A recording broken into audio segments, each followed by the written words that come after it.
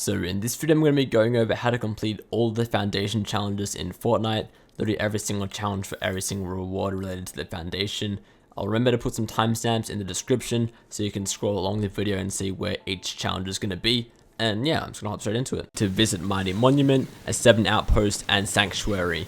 Now you don't have to do all these three in the same game. I'll just quickly mark right now all three of those locations. So Mighty Monument is going to be here, Sanctuary is going to be here, and a 7 Outpost is going to be right over here. I'm going to go to the 7 Outpost first, so that was quickly all three of them on the map, and then I'll show you the exact locations for all three of them now. So first off, for the 7 Outpost, there's actually quite a number of them around the map. Like there's also some roughly in these areas where I'm marking now. However, this one is closest to the rest of the locations, so it's going to be right on the northeast side of the map. As you can see down here, right down here is where the 7 Outposts are. And also you can actually probably do this all in one match if you want. You don't need to, but it is going to be possible to, because if you come to this location first, again this 7 Outpost right here, you will find that there's actually some rifts here. So then what you can do is take these rifts, and then if you head over to the Mighty Monument next, you'll be able to do all three in the same match, because all you have to do is visit them. You don't have to land there, so it's got nothing to do with the gliding or how you get them. There's obviously gliding is just the fastest way to go. So the next one is going to be the Mighty Monument, which is the giant statue of the foundation. Again, the skin that you'll be unlocking with this challenge. So all you have to do is just visit it. So that just means you have to get close to it. You can just walk near it, land near it. As soon as you touch the ground, basically on this island, you should get it. If you don't get it straight away, you just go a bit closer to the statue, because it is the statue itself considered the Mighty Monument. So as soon as you get around here, that will be completing. You can see it here, this air will then push you up. So if you just go near the statue like so, it'll glide you up into the air. You might have to build up onto this part to actually get this boost. And then you can use this from the Mighty Monument to head straight over to the Sanctuary, which will now be the final location, which as you can see is going to be right here on the map. This is the final location, and then as soon as you visit this one, if you do this one last that is, you will then complete this challenge and unlock the foundation. So the next challenge isn't too difficult, it's pretty self-explanatory. You just have to search chests or ammo boxes at Covert Cavern, a total of 3 chests or ammo boxes. So if you weren't already aware, Covert Cavern is a new location we recently got. It's over here on the west, on even northwest side of the map, in between Logjam Lumberyard and in between Camp Cuddle. So it's going to be right here on this side of the map, and then all you have to do is go to this location and then open a total of 3 chests or ammo boxes. So I'll quickly show you how to do that now. So you can see I'm now landing down here in Covert Cavern. There's already 1 ammo box right here, so it would be 1 out of the 3 done. I think I saw another one on this side. Yep, so there's 2 ammo boxes just like that. And now obviously there is so much loot in this space, so even if you die in one game, like I'm probably about to die to this IO guard nearly, you can see that there's a 3rd ammo box. And just like that, it is a pretty easy challenge to complete. So that's it for this one, and yeah. So another one of the challenges is to use shield potions in a single match. You have to use a total of 4 shield potions. Now this should just be referring to the big shields, I believe, because it is talking about, it doesn't say mini shield potions, it just says shield potions.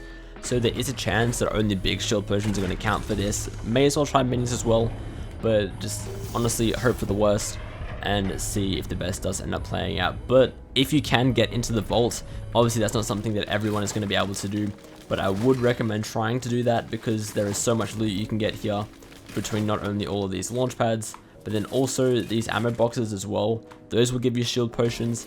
As you can see now, obviously in a normal game you probably won't get all of these to spawn in like you do in a battle lab, but you can see all of the shields here, and then you haven't even opened these as well. So there's just so many shields here.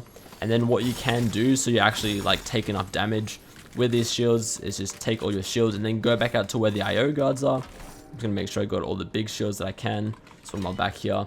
Then with all these shields, just go back out to the IO guards. So you can say I'll use, again, I don't know if the minis count or not, unfortunately, but use just 1 mini and then 2 big shields, because that's technically 3.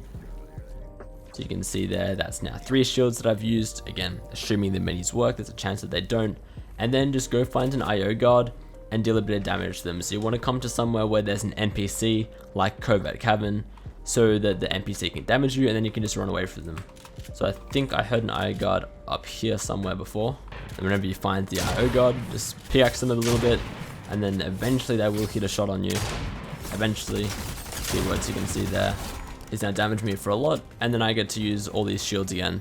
So that's one way to do this challenge. It is also over the course of an entire match, so probably if you just play a full game of Fortnite and make it to the end, by the end of it you probably would have used a total of 4 shield potions anyway, but that's it for this one. So the next challenge is going to be to deal melee damage to opponents.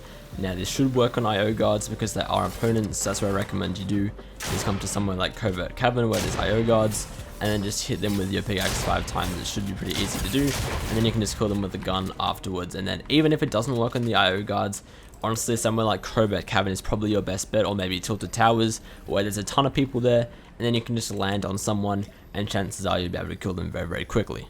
Just snipe an opponent with the sniper rifle while crouching. Now it sounds like a pretty difficult challenge, and I'm not gonna lie, it is, especially if you're not very good with sniper rifles, but one thing I recommend you do for this challenge is actually to come to Covert Cavern, which might sound a bit counterintuitive because there's so many people there, but it should count on the IO guards. I can't 100% confirm this, but they are opponents, so it should count, and obviously they're going to be much easier to hit.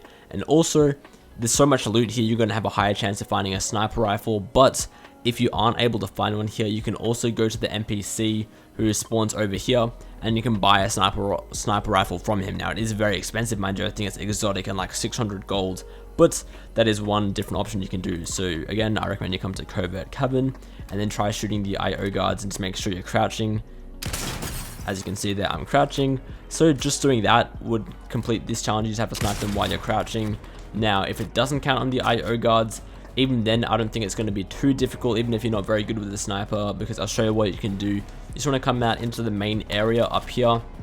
As soon as you get a sniper rifle, like honestly, the most difficult or luck-based part of this challenge is going to be getting a sniper rifle, because you want to get one as soon as possible, then get some materials as well. You should get some from opening chests, and if not, you can just break a few things around here, and then literally just come up here and just build up a little bit, and then you have this entire area. There's gonna be players running around everywhere, and if you just crouch up here, you are bound to hit a shot on one of those players eventually. Probably not the most conventional way to do it, but if you're not good with sniper rifles, that is what I recommend you do, to hire a character and travel 1,000 meters with them.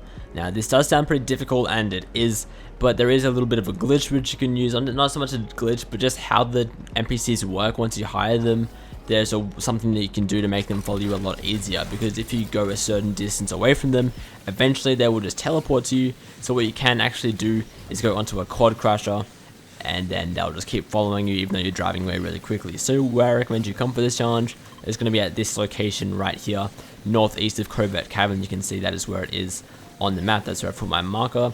And the NPC here, I forgot his name, but you hire him for something like 75 gold, and then you can hop onto one of these quad crashes and drive away, and you'll see shortly that he will just teleport to you. So first things first, you want to hire him. So you can see here, I'll hire him for 95 gold. Bang. So now he's been hired. Now he's going to follow me and he's on my team. Just get a gun just in case something goes a bit pear-shaped. And then all you're going to have to do is literally just hop onto one of these quad crashes out the front. There's these 2 quad crashes here. You can see he's already fighting someone from, I think he's fighting his own llama actually.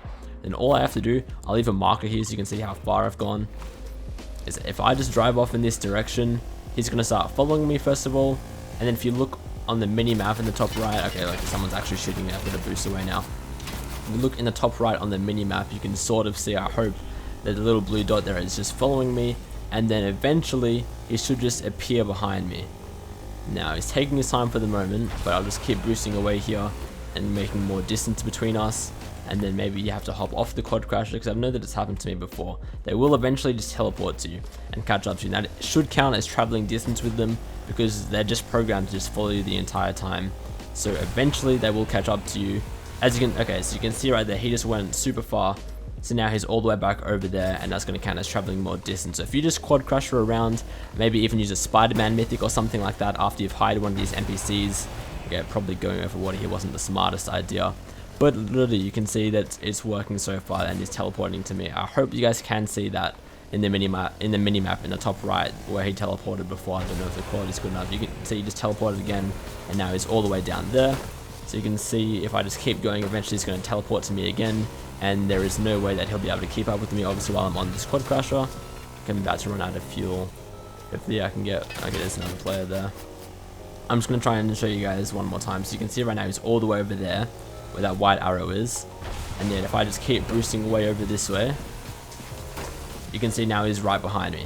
So they will teleport to you to keep up with you, and that should count for that challenge to hire a character and travel 1,000 meters with them. And as you can see now, we're already like 500 meters away from there, and this hasn't even been a straight line, so it's been even further than that to assist in eliminating Gunner.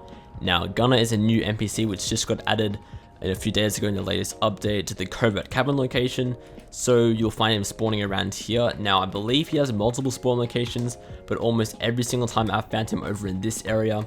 I'll just get into a little bit of a higher location so you guys can see where I am talking about. I normally find him over in this area, like a bit near these shipping containers over here. I have also seen him over there, like back there, like that sort of area, but normally I find him over here. And then the good thing about this challenge, it sounds difficult at first, is you don't have to kill him yourself, you just have to assist in eliminating him. There could be a drawback to this though, because normally an assist means all you're gonna have to do is just damage him a few times, and then that's gonna count as eliminating him. So technically all you're gonna have to do is just shoot him a few times and then just let someone else in your game finish him off. That's not gonna happen for me right now because I'm in a battle lab, just as an example.